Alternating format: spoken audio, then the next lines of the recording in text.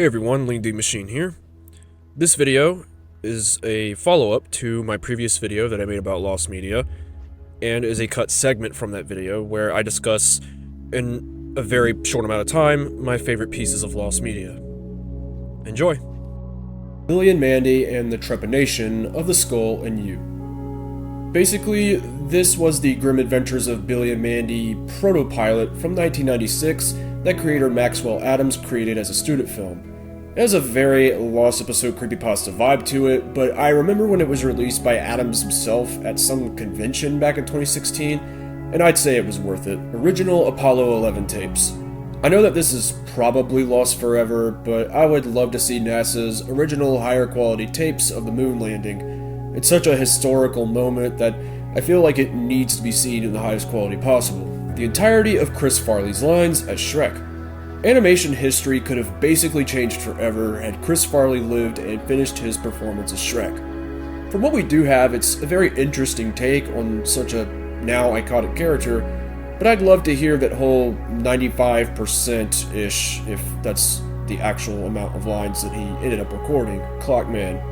Yeah, it's just really fucking creepy and feels like it shouldn't exist, yet it does. Subways of Your Mind. The song is just really good.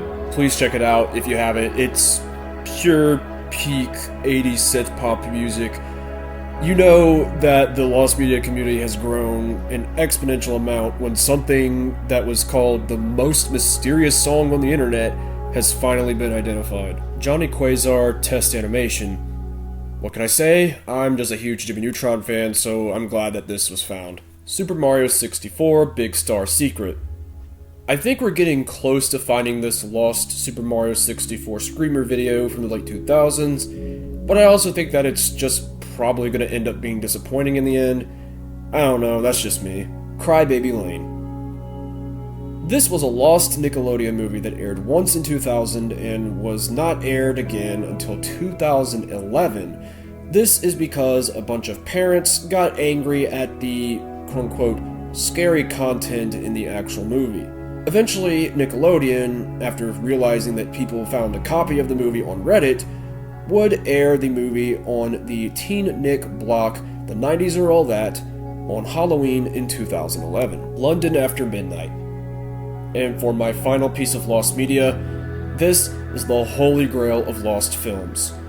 It is probably going to be lost forever, but if there's something I've learned after observing lost media searches for over a decade, it's that some things that we think will be lost forever can eventually be found in the weirdest of ways.